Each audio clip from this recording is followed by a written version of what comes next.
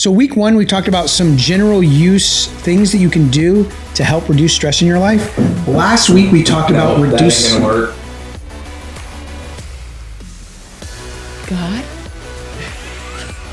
we're here. Time, tone, and place. So is this the right time? Is this the right place? And am I communicating with the right tone or attitude? Okay, good. Read the room, buddy. Just kidding. I did. You did? Was that the right tone? Yeah.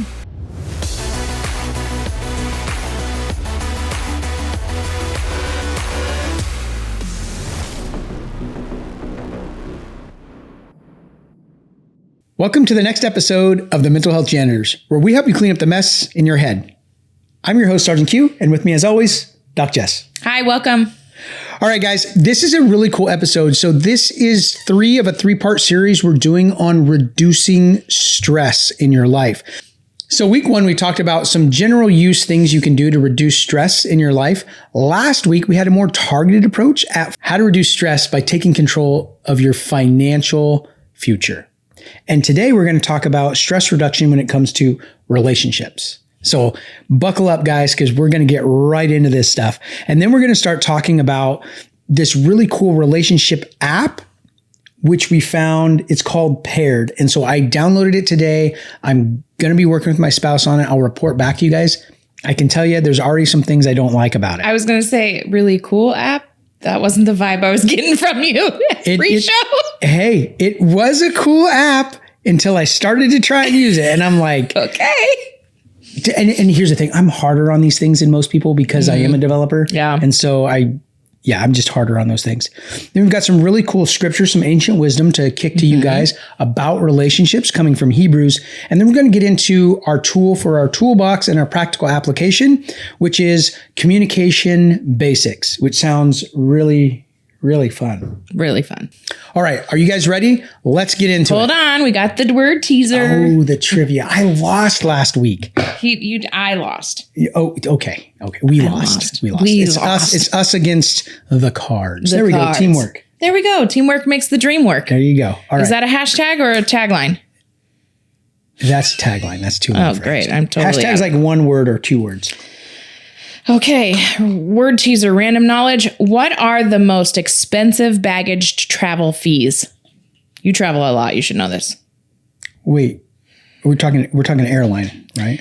What are the most expensive baggage travel fees? Okay, so the most expensive baggage travel fees would be emotional damage. Emotional damage. I think emotional baggage that you carry around. Because it could cost you your marriage, your job. Okay, way to think outside the box there, Q. No, okay, so most expensive baggage travel fee. I would probably say if you're transporting a corpse because you're handling biohazard material that has to be cared for, so you have to have 24-hour surveillance, I would say yes, human remains. Good answer. Says here, anything you take into space. Dang, that is so true. It currently costs $10,000 a pound to supply the International Space Station. If you're space bound, pack light.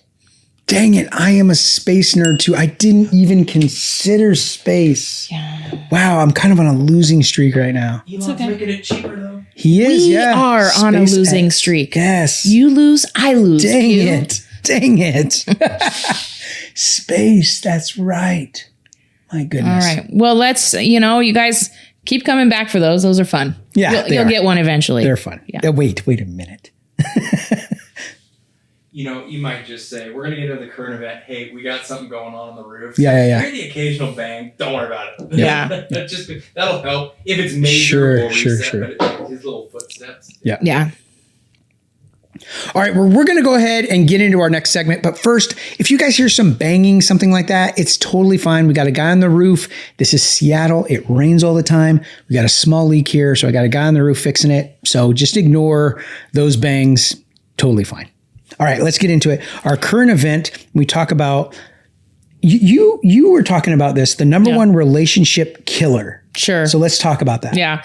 It found it on an article, and it being in the counseling field, I can attest to this being one of the biggest relationship killers, and that is contempt for each other.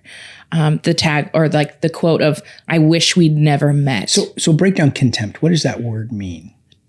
Contempt means seeing each other through the lens of resentment. Ooh. So resentment and bitterness. And, you know, if I can jump all the way to our scripture reading for the day, our historical wisdom talks a lot in the scriptures about bitterness, resentment, and it warns you about it. So like here in Hebrews 12:15, it says, see to it that no one fails to obtain the grace of God, that no root of bitterness springs up and causes trouble, and by it many become defiled. Okay, so if you think about relationship killers and bitterness and resentment, or that contempt, it says it defiles many. Think of all the kids that have been defiled by their parents getting a divorce.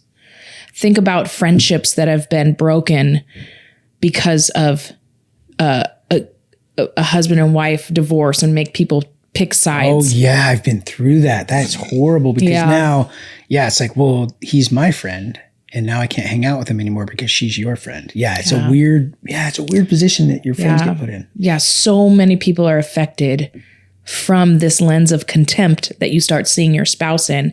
And I'll tell you what, 99 out of 100 marriages go through a season of struggling with that bitterness or resentment towards one another.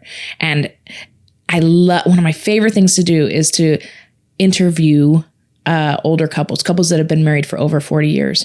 And I would tell you that one of the top 3 things they say that helped them make it was pushing through the years of contentment towards one another, which is why I was really drawn to this article, because it is very, very true. And so I challenge you, if you're watching this and you're married and you've either struggled with a season of contentment in your marriage or you're going through it now, stay tuned and start praying. So you know what this reminds me of, and I talk about it all the time, the negative bias. Yeah. That the negative bias creates this level of contempt because now you're seeing your spouse through bitterness. Yeah. And so those little things that just irritate you over time, if you don't deal with them, then you become bitter and it breeds contentment. Yeah. You know, Liberty, my 14-year-old, she's in a part of school now where she gets to choose some of her classes, and she's possibly interested in owning her own cafe someday. So she's taking some small business classes and doing some internships.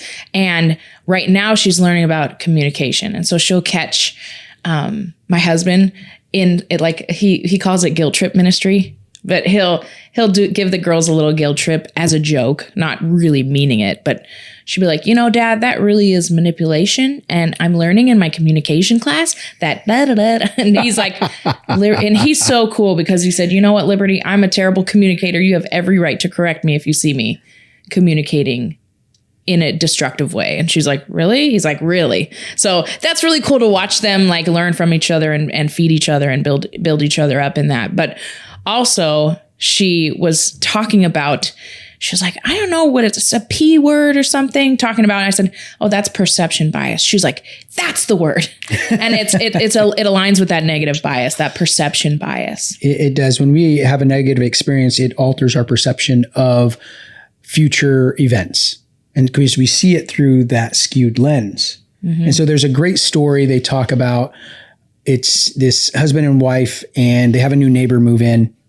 And the wife is there doing dishes, and she is complaining to the husband about how dirty the woman next door is. Like her clothes are always dirty, and her house is always dirty. Her kids are always dirty. And she's always complaining to the husband about this. And then one day the husband washes his wife's kitchen window. So that's a good story. The woman next door wasn't dirty.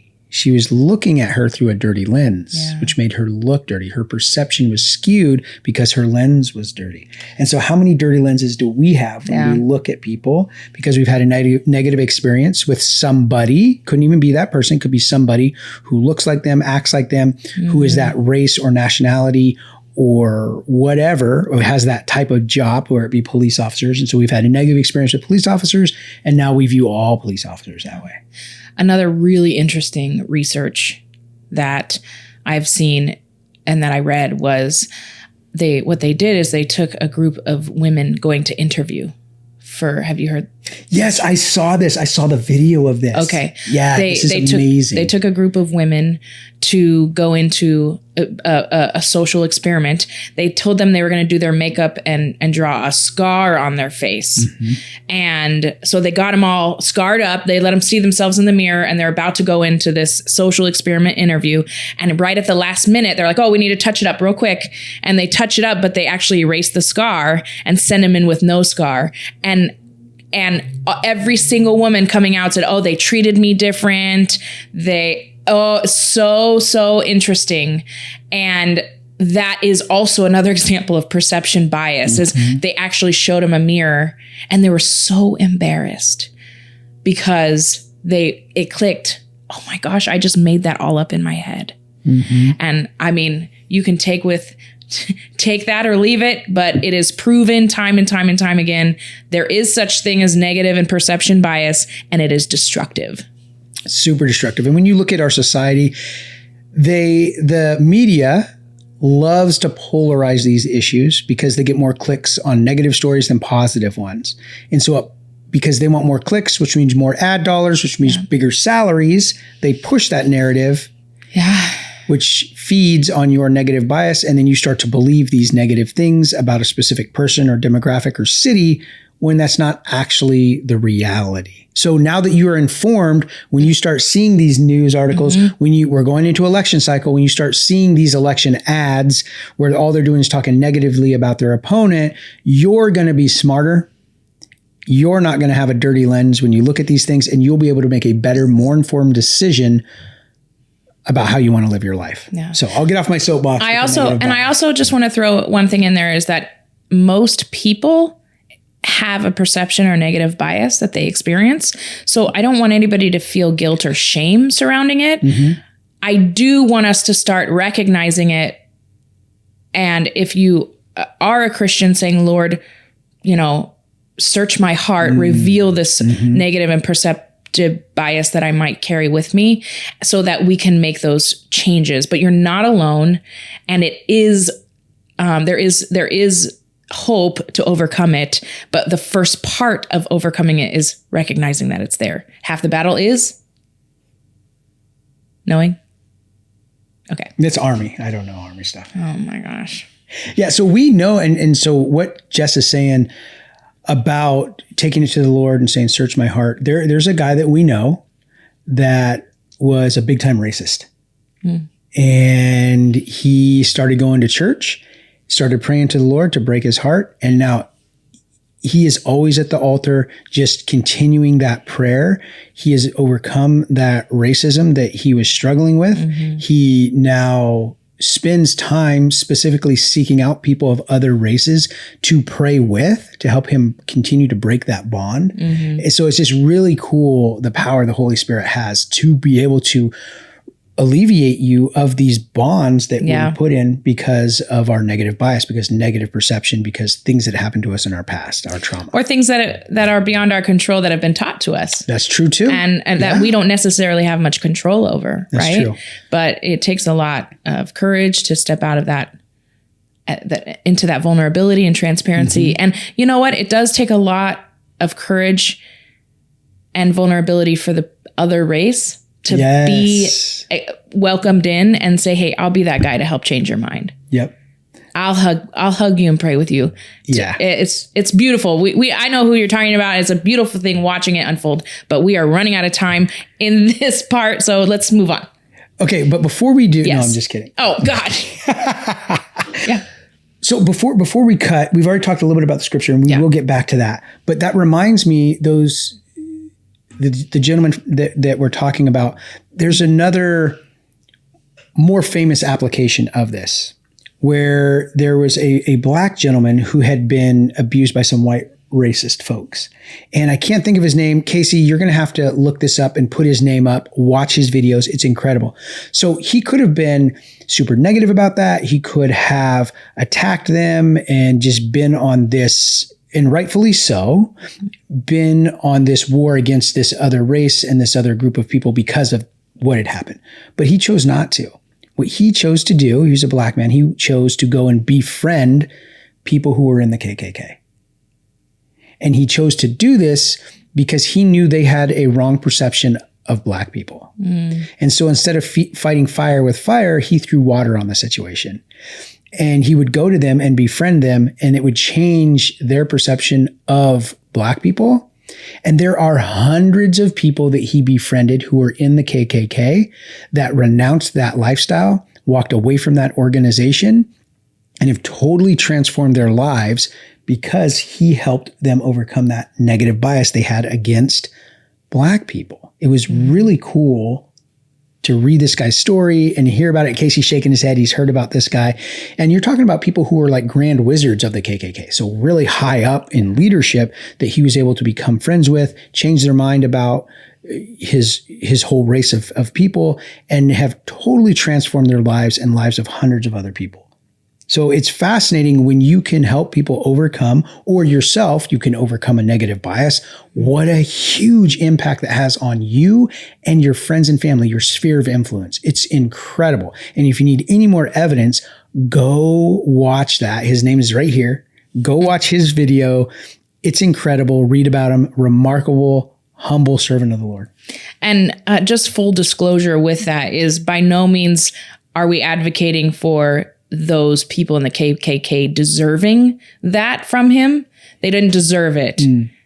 And that's not what we're saying. What we're saying is this is an example of one individual who chose to infiltrate himself with a bunch of people that did not deserve his forgiveness and love and kindness, and how that result is different than other ways of handling it. Right. Yeah. That's a very extreme case of somebody who really fundamentally went after the negative bias and just crushed it. It was incredible. And so if you look at what he has done, maybe it'll help you deal with the small, little irritants that you have in your life. Yeah. Yeah.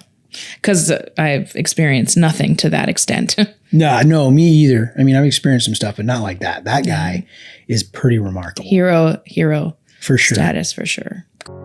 50% of Americans say that they or a loved one have suffered from mental health crisis. Together, we can change all that. Introducing QActual, a revolutionary new peer-to-peer based mobile application.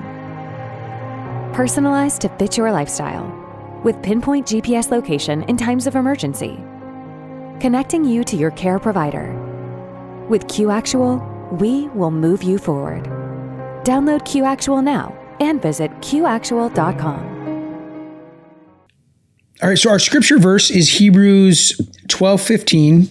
You guys can look that up, study on it, pray on it, and we're going to move right into our tool for the toolbox. So tell us a little bit about our tool, Jess. What is it? And then we'll get into doing the practical application. Yeah, this is just some communication basics that I put together from some things that I've learned from other people, and some things I've learned in my master's program, and some things that I've learned in the counseling sessions with one-on-one couples or relationship counseling. And the first thing that we're going to talk about is the basic sender and receiver. And I actually learned this from Pastor Matt. This is incredible. So in psychology, as a master level counselor, I could write 10 pages on sender and receiver. Okay. There's so much that goes into it, but I love this because it simplifies the sender and receiver for communication for us lay people to remember. I don't have to remember a 10-page essay on how to be a good sender of communication. I'm just going to remember these three things. Right. So the sender, there's always a sender, and that could be somebody giving a speech. It could be somebody sending an email. It could be having a discussion with your spouse on Friday night. And that sender needs to always remember time, tone, and place. So is this the right time? Is this the right place? And am I communicating with the right tone or attitude Okay. And then that sets up the receiver to receive it a little better, the receiver to receive a little better, because it's anytime there's a crucial conversation about to come up or potential conflict, that receiver is going to put on a defend, deflect, or deny. And a lot of people out there say, oh, narcissists, they defend, deflect, deny, which they do. Yes. Every single person that has a human body struggles with defending, deflecting, denying. It's not just narcissists. It's all of us. Okay. So if you are coming at somebody that you care about or you don't care about, whoever it is, not at the right time, not with the right tone, and not in the right place, they're going to naturally want to defend themselves, deflect whatever it is onto you or somebody else, or deny. And so one example of this could be on the, for instance, if I'm helping my kids get ready for church and my husband's like, I want to be on time. Let's go. He goes out to the car and he's honking at us and we're looking for one of my kids' shoe, right? This is somebody else's problem. This is not my own, but stay with me. So husband's honking, come on, hurry up. Big sister, little brother are all searching the house for little brother's shoe.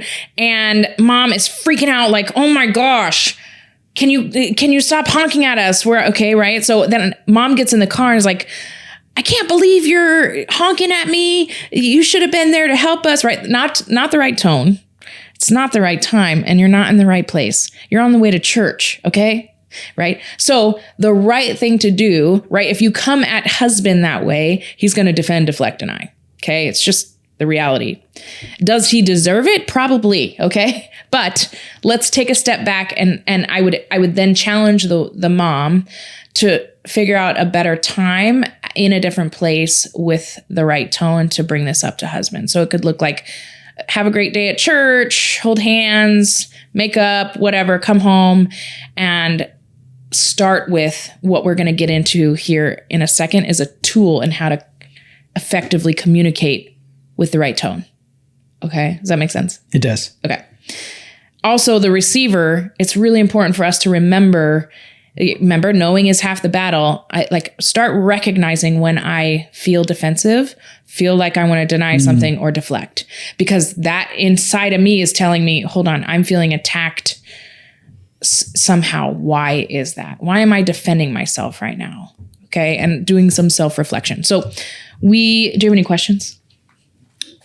No, I had a bunch of jokes, but it just got real serious, so I won't make them. Good. Read the room, buddy. Just kidding. I did. You did? Was that the right tone? Yeah. Yeah. Good job.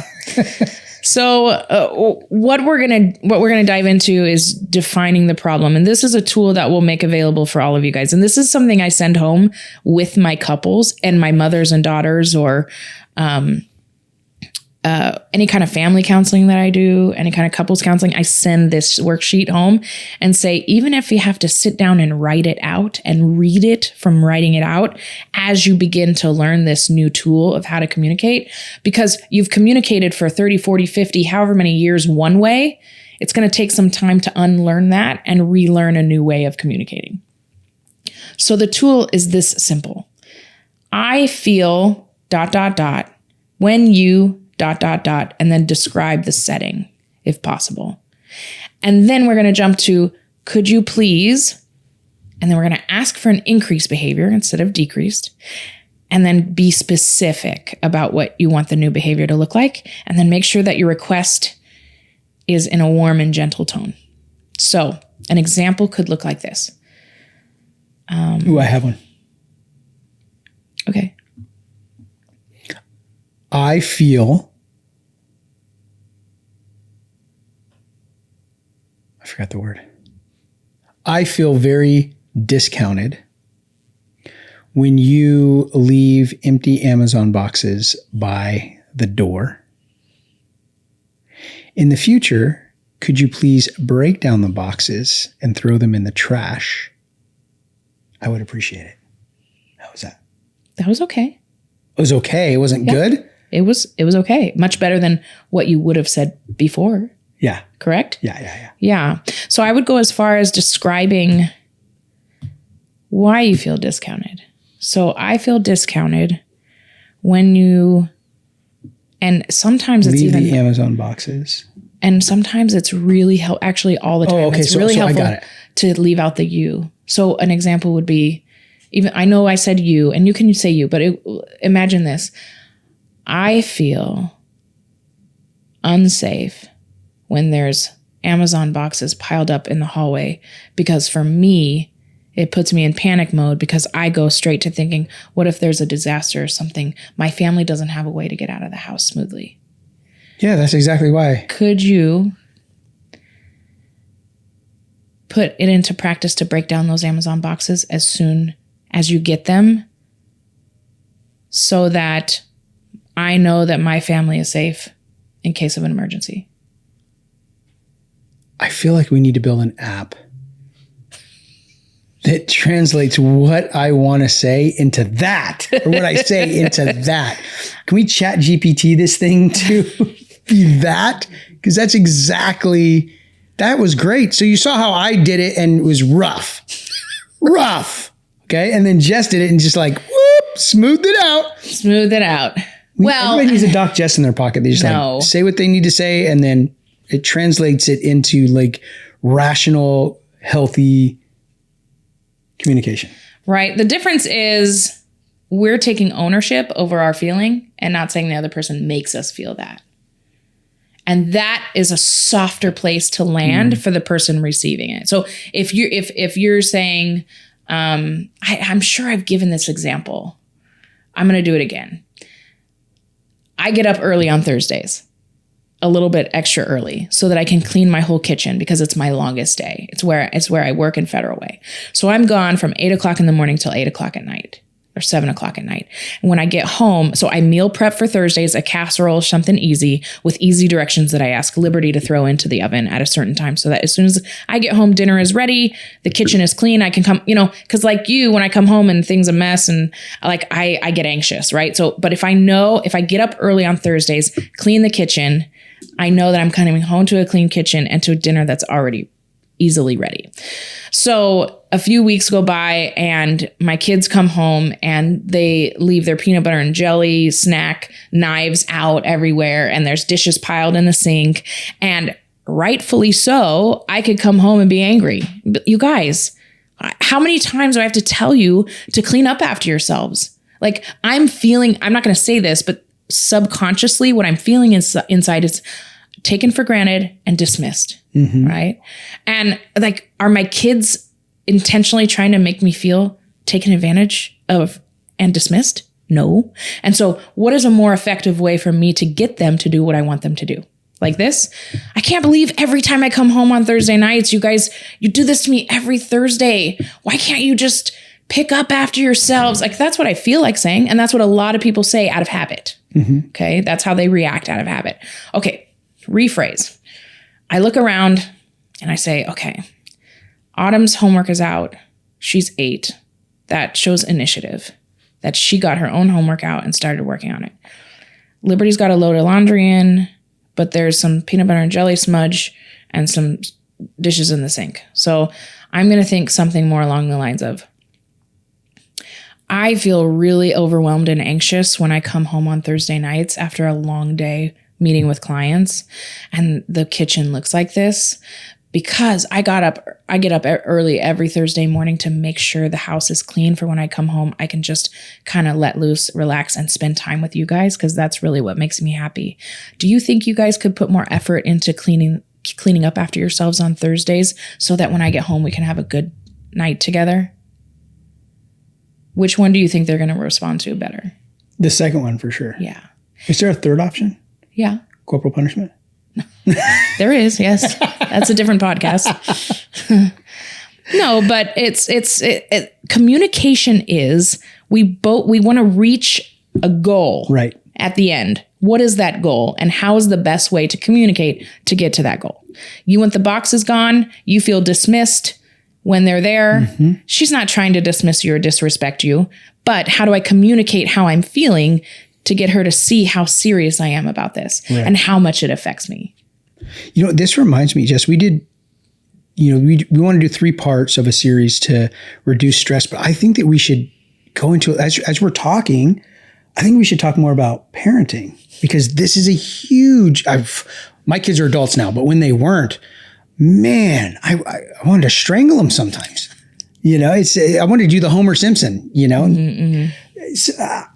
parenting, I think, is a huge stressor. So I think we should, after this post show, we should talk about building out some episodes around parenting. And you teach parenting classes. Yeah, that's one of my major passions. So I'd be happy to do that. Yeah, fantastic. Okay, so yes. So Casey, put that down let's push back the other episodes that we have lined up, and let's put these, can you have those ready by next week?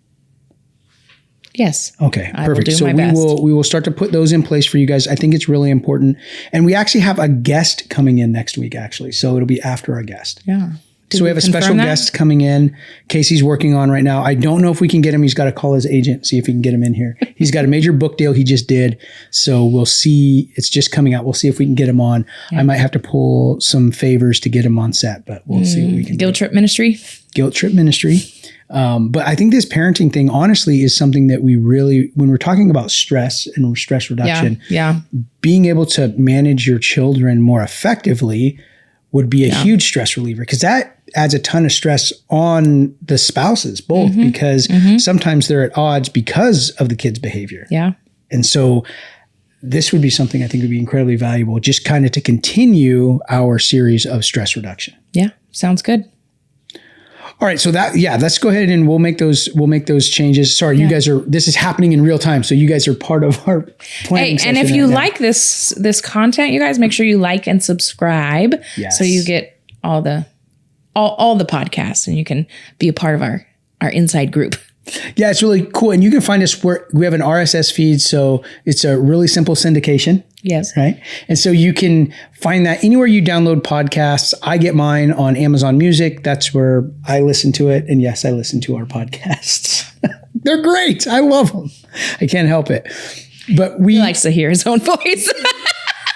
I know. We did a timer to see who talks more, and of course, it's Jessica. Not true. Not true. We should do a thing to see who talks more. Let's just take a poll and let's see. You viewers, tell us. Tell us who you think talks more. Who talks more? So that's what we have for you guys. It's been this has been actually a really fun episode. Yeah. It got a little bit deep there for a minute. We were talking about this style of communication, but I was really paying attention because I want to be better at communicating with my spouse. So it's something I'm passionate about. Mm-hmm. We brought you guys some really cool knowledge from the Bible, some really cool scripture that helps you apply this to your life and realize that the problems that you're dealing with today aren't just today's problems, but they've been happening throughout humanity since the beginning of time. Yeah. So don't feel bad. We're all in the same boat. Yeah. We're just trying to paddle it to shore. Okay. Yeah. Together. That's what we have. And as always, we always want to do what? 3 things: educate, empower, and encourage you guys on your mental health journey. Yeah. So for the Mental Health Janitors, I'm Sergeant Q. And I'm Doc Jess, and we're out.